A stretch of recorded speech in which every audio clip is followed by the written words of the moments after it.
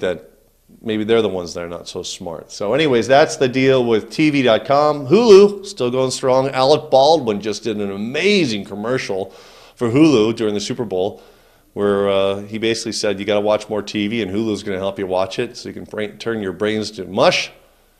And he says, because I'm an alien, and that's how we roll. So Alec Baldwin always been a big fan, now even a bigger fan.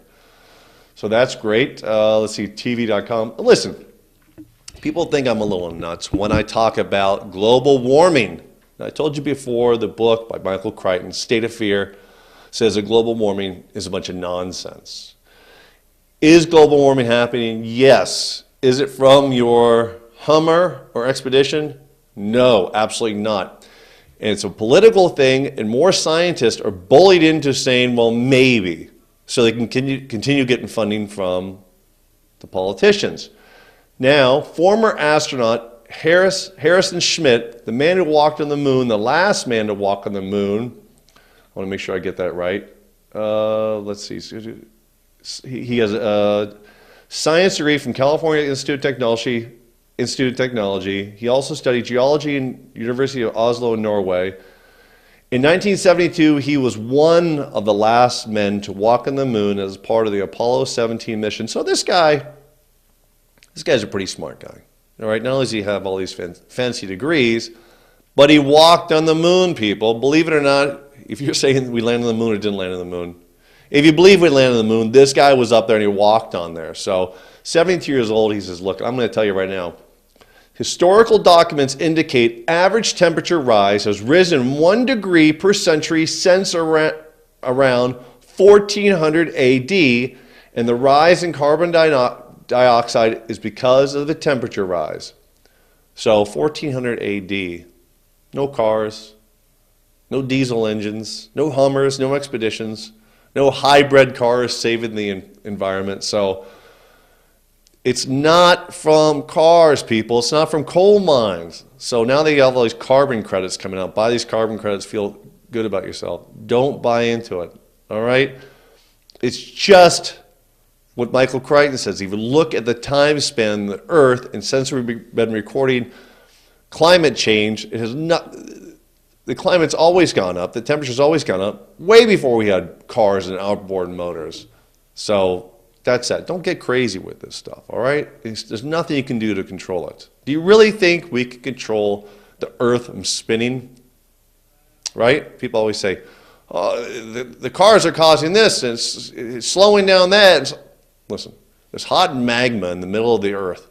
We're not going to be able to cool that down or warm it up no matter what we do, okay?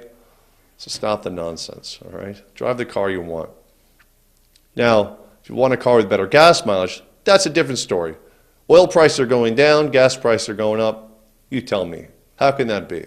I don't know. I don't have the answer to that.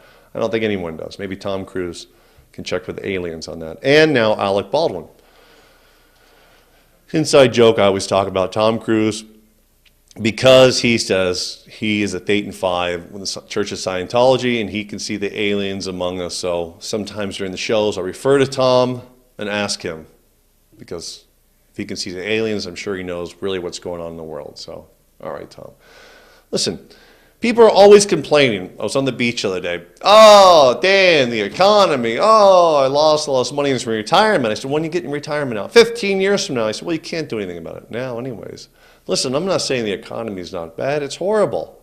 You didn't do anything to make it that bad. The government, the banks, they messed up. You know, plain and simple. I mean, they messed up. So are you going to get depressed about it?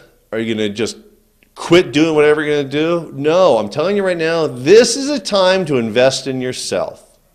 All right, get a website with us for $1, create your own business. And I say that with a smile because I don't want to look like I'm trying to sell you something. But listen, never in the history of the world could you start your own business for next to nothing. You usually have to go rent a store and get signs and hire people, all that stuff. With the internet, you can create a website online. You can create a store online. So, all right.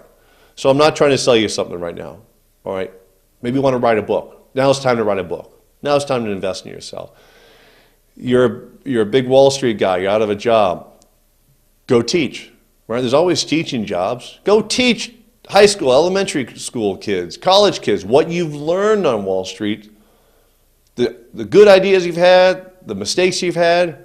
Help people, all right? There's always jobs out there. And if you can't find one, create one. Invest in yourself. 14 years I've been doing this. I'm working on a high school education here, folks. No college. I was way too naive for someone to tell me, you know, a lot of people said, how can you create an internet business? How would you even start? I was too naive to know any better. I said, well, I don't know, just do it. Just work real hard. 14 years later, I'm still working 14, 15 hours a day.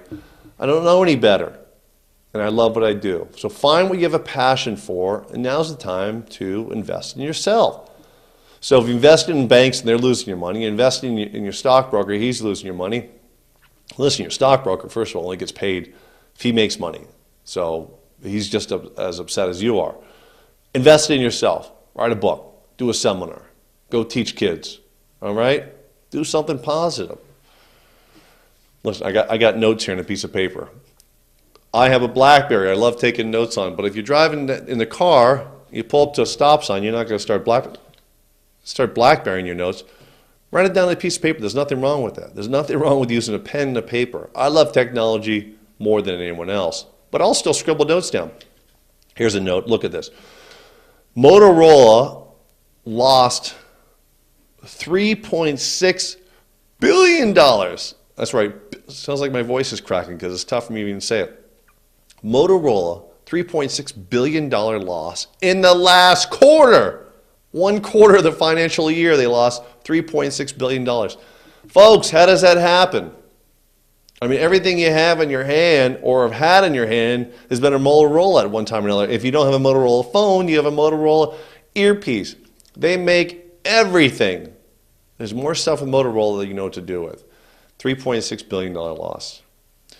How many private jets those people have? You know, listen, not going to get on the conspiracy theory craziness here, but the government's been screaming at the banks, hey, how many people took a private plane here? Raise their hand. Well, you know, now they're coming out saying, everyone asks, all the government panel that are asking those questions, they fly around Air Force jets all the time, 767s, 747s, private planes, $200,000, $300,000, $400,000, $500,000 to run those planes. So given the opportunity to take a commercial flight where you have to go through baggage check-in and screening, and are you carrying any shoe bombs and any nonsense like that, and carry an ounce of water, whatever they let you carry now, 3 ounces of water, or someone says, hey, come over here, I got a private jet. What are you going to jump on?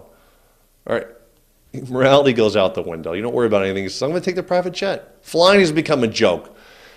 Every year the government bails out the airline industry because they're a joke. They treat people horribly and they cram people in. I've been saying since I was a kid, and I remember I'm 6'6", so me fitting in a seat, forget it. It's almost impossible. So every chance I get not to fly, don't fly. But I sit in a coach seat and I squeeze all the way back. Now, when I was single before I was married with kids, it was pretty easy for me to get a first class upgrade for free. I would just ask the stewardess, the flight attendant, and I would say, listen, there's no one going to fit in those seats. And she'd say, you're by yourself? Yeah. I got a seat here just for you. So that was great. Now, doing that with 4 of us, a little tougher. So we drive everywhere we can. But we also don't want to get treated terribly. You know, you wait, hey, show up 2 hours ahead of time so we can strip search you. We can accuse you of carrying things on. Don't carry too much, we're going to charge you. And then jump on the plane as quick as you can, and we're not going to feed you any water unless you buy it. And you got to sit like this. Come on. Virgin Atlantic, you know, now they're giving out big